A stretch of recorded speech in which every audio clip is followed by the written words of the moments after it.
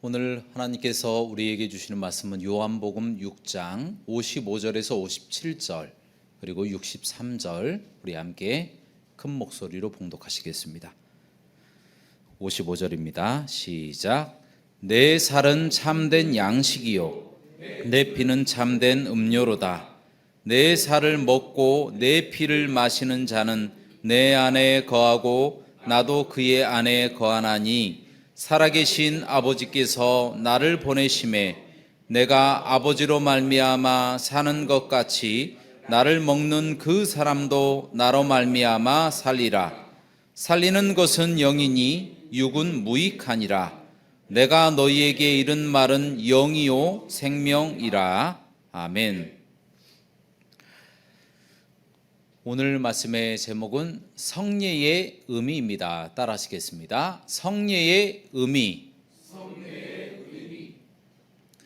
우리 개신교에서는 성만찬과 세례식 이 두 가지만 거룩한 성례로 지키고 있습니다. 그런데 반대로 가톨릭에서는 7가지 성례를 이야기를 합니다. 7가지 성례를 지켜서 그것을 구원의 방편으로 내세우고 있습니다. 그런데 그것은 잘못된 것이죠. 왜 그렇습니까? 예수 그리스도께서 직접 제정하시고 만드셨고 또한 우리에게 그렇게 지키라고 시행 명령을 내린 것은 오로지 세례식과 성만찬 2가지 성례밖에 없기 때문이다라는 거예요. 그래서 우리는 하나님의 명령에 따라서 개신교는 성만찬과 세례식 이 2가지만 거룩한 성례로 지키고 있다라는 것입니다. 그 근거가 되는 말씀이 바로 마태복음 28장 19절에서 20절 말씀에 나와 있습니다. 자, 이 부분을 다 함께 큰 목소리로 봉독하시겠습니다. 시작. 그러므로 너희는 가서 모든 민족을 제자로 삼아 아버지와 아들과 성령의 이름으로 세례를 베풀고 내가 너희에게 분부한 모든 것을 가르쳐 지키게 하라. 볼지어다 내가 세상 끝날까지 너희와 항상 함께 있으리라 하시니라. 아멘. 자, 이처럼 세례식을 제정하시고 우리에게 그렇게 시행하라 명령하신 부분이 있기 때문에 우리가 그 말씀을 지킨다라는 것이죠. 자, 또 말씀 한 구절 더 보겠습니다. 누가복음 22장 19절에서 20절 말씀입니다. 우리 다 함께 큰 목소리로 봉독하도록 하겠습니다. 시작. 또 떡을 가져 감사 기도하시고 떼어 그들에게 주시며 이르시되 이것은 너희를 위하여 주는 내 몸이라. 너희가 이를 행하여 나를 기념하라 하시고 저녁 먹은 후에 잔도 그와 같이 하여 이르시되 이 잔은 내 피로 세우는 새 언약이니 곧 너희를 위하여 붓는 것이라. 아멘. 자, 이처럼 성만찬을 제정하시고 또 우리에게 그렇게 시행하라 명령하셨기 때문에 우리 개신교에서는 성만찬도 거룩한 성례로 지키게 되었다라는 것입니다. 자, 그러면 여러분 성례 중에 이 세례는 무엇이라고 생각하십니까? 자, 이 세례가 바로 우리 기독교에 있어서는 가장 중요한 것입니다. 아이가 태어나는 것이 가장 중요하잖아요. 마찬가지로 세례라고 하는 것은 우리가 다시 태어남을 이야기하고 있습니다. 즉 예수 그리스도께서 십자가에 못 박혀서 돌아가셨고 다시 부활하시고 승천하신 것을 내가 믿는다라고 하는 것을 모든 사람 앞에서 공표하는 것, 그것이 바로 세례다라는 것입니다. 그래서 반드시 전제되어야 되는 것은 내가 예수 그리스도께서 십자가에 못 박히신 것, 나를 위해서 죽으시고 또 다시 부활하셨다라고 하는 것을 내가 믿는 것, 바로 이것이 전제되어 있어야 된다는 것입니다.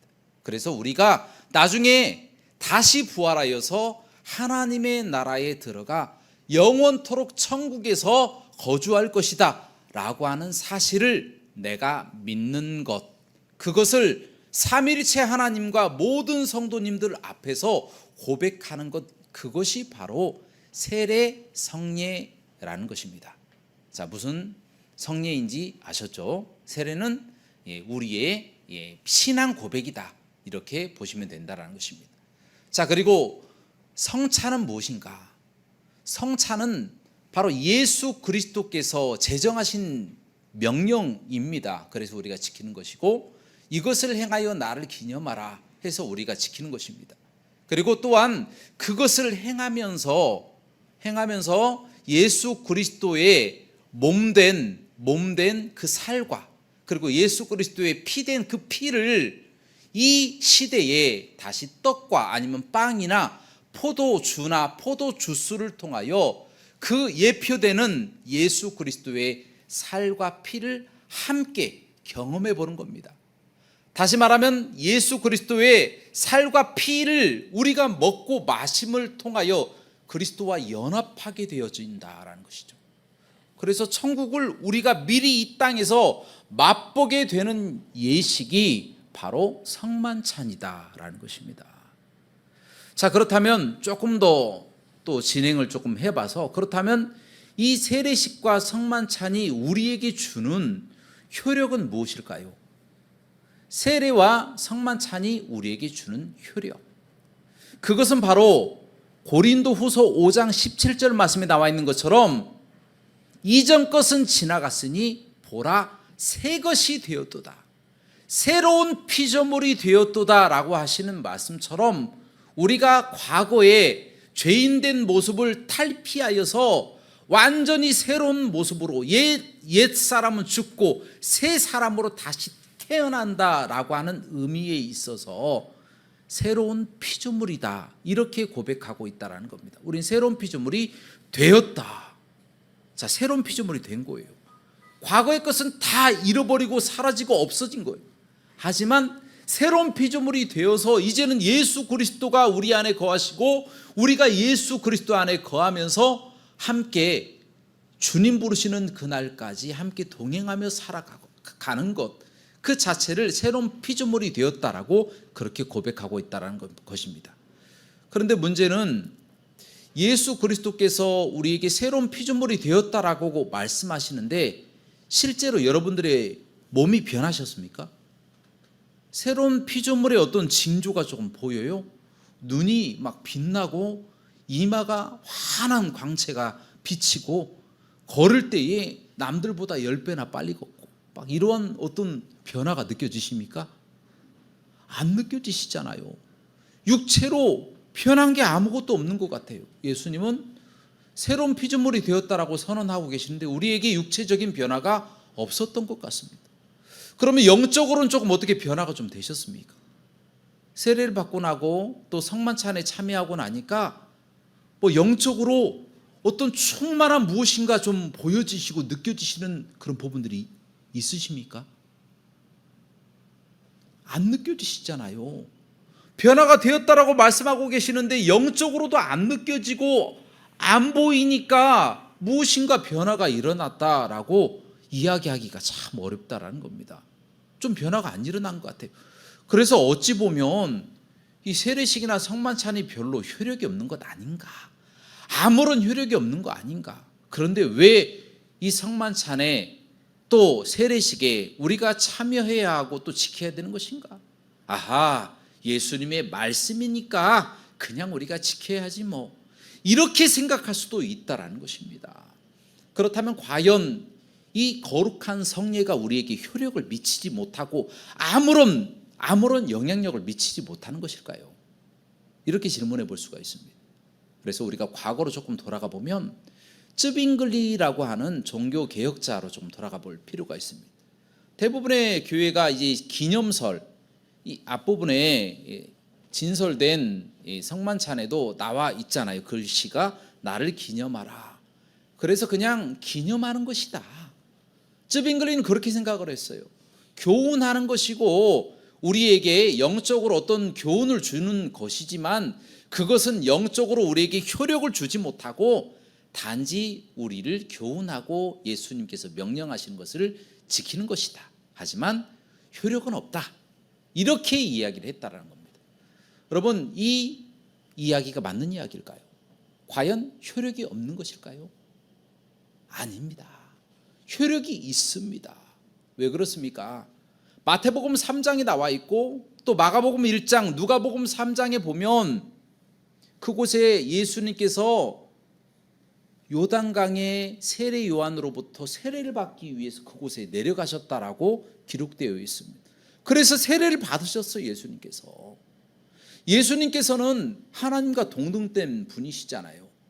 그런데 세례가 뭐가 중요합니까? 그런데도 불구하고 세례를 받으심으로 통하여 우리에게 무엇인가 보여주고 싶으셨다라는 거예요. 그것으로 그치신 것이 아니에요.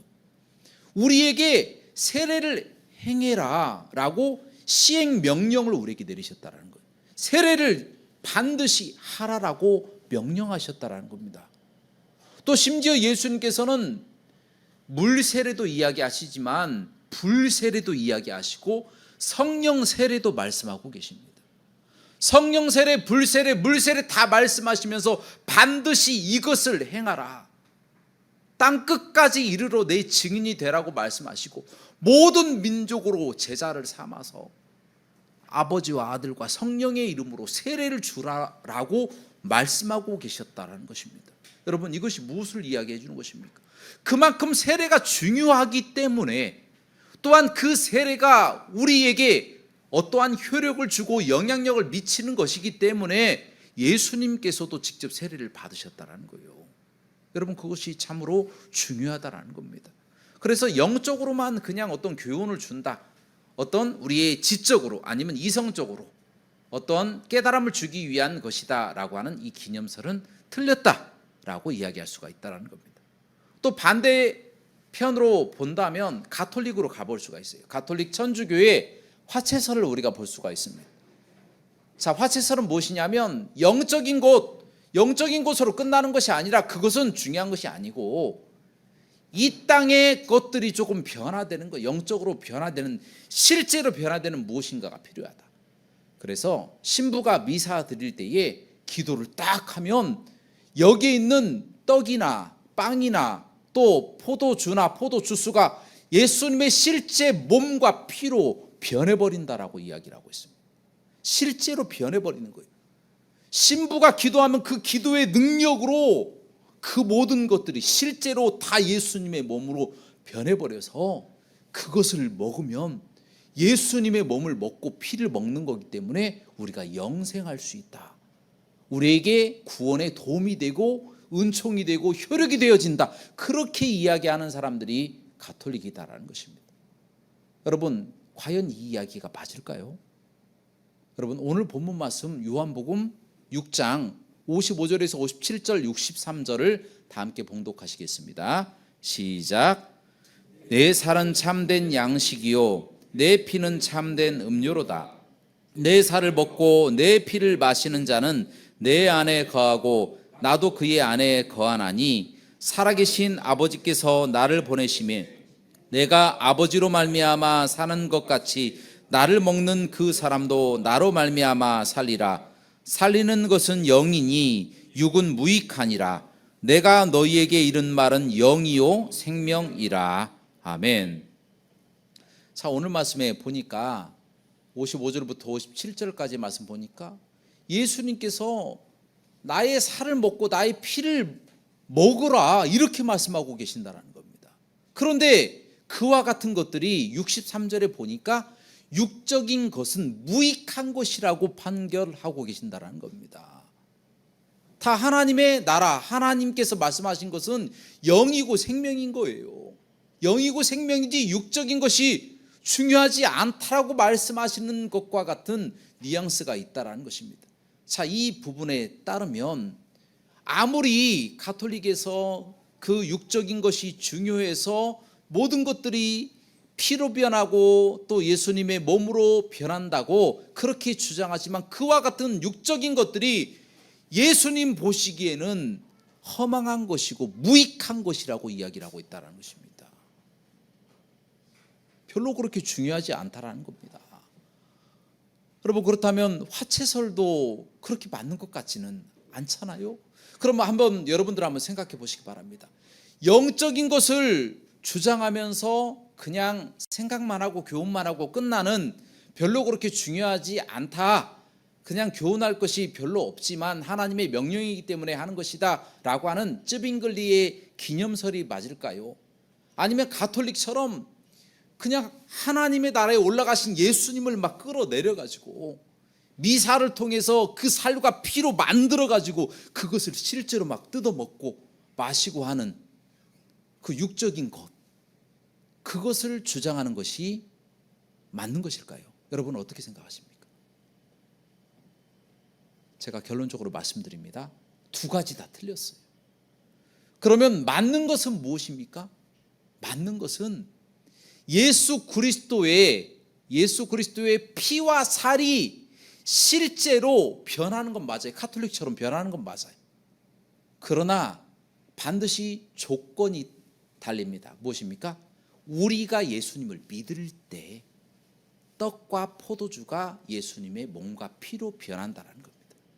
신부가 기도해서 기도의 능력으로 그것이 예수님의 살과 피로 바뀌는 것이 아니라 그것을 먹고 세례를 받고 마시는 그 사람이 실제로 믿음이 있어야만이 그것들이 가능하게 되어진다는 거예요.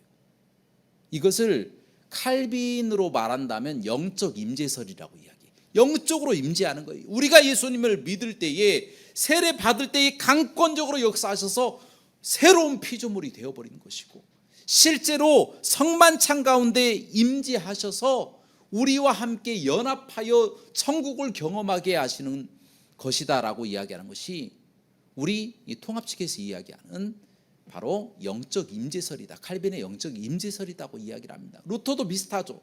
루터도 공재설입니다. 기도하고 하는 것이 아니라 우리가 믿을 때, 예수님을 믿을 때에 우리가 성만찬에 참여하게 되면 그 성만찬이 실제로 예수님의 몸과 피로 변한다. 우리가 예수님을 믿고 세례를 받을 때에 예수님께서 우리를 새로운 피조물로 그 순간에 바꿔주신다라고 이야기하고 있다는 것입니다. 여러분, 믿음이 달라요. 믿느냐 믿지 않느냐에 따라서 세례식과 성만찬은 우리에게 정말 예수님을 경험하고 또 천국을 경험하는 거룩한 성례가 될 수도 있지만, 예수님을 믿지 않고 아무리 거룩하고 아무리 그 예식이 정갈하고 정말 다른 사람들 보기에 칭찬받는 예식이 된다고 할지라도 예수님을 안 믿으면 그 성만찬은 아무 의미가 없고 세례도 아무 의미가 없게 되어진다는 거예요. 그래서 무엇이 중요하다고요? 우리의 믿음이 중요하다는 것입니다. 자, 이제 말씀을 정리합니다. 오늘 거룩한 세례식과 성만찬이 진행이 됩니다. 자, 이때 가장 중요한 것은 어떤 거룩한 모습이나 또 행사 진행이나 음악이나 이와 같은 것들이 아니에요. 가장 중요한 것은 무엇이냐? 세례를 받는 나의 믿음이 중요한 거예요. 예수님을 내가 믿느냐 믿지 않느냐, 또한 성만찬 가운데 역사하시는 그 예수님을 내가 정말 믿느냐 믿지 않느냐에 따라서 그 빵이 예수님의 몸이 되고 그 포도주가 예수님의 피가 되어서 우리에게 강력하게 역사하여 거룩한 천국을 맛보게 되는 행사가 되느냐 마느냐는 우리의 믿음에 달려 있다는 것입니다. 그러므로 꼭 예수님을 믿고 이 예식에 참여하시기를 주님의 이름으로 부탁드립니다.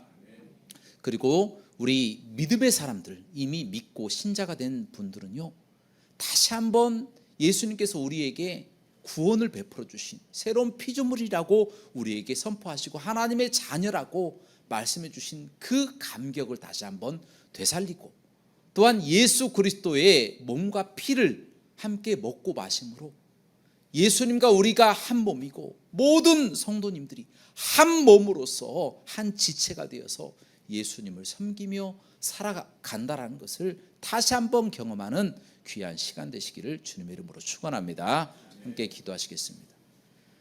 사랑과 은혜가 풍성하시고 자비로우신 하나님, 저희에게 거룩한 또 세례식과 또 성찬식을 허락하여 주심을 감사드리옵나이다. 하나님, 이와 같이 거룩한 세례식과 성찬식이 우리에게 효력이 되기 위해서는 우리가 믿음이 있어야 된다라는 것을 하나 우리가 다시 한번 깨닫게 되었습니다.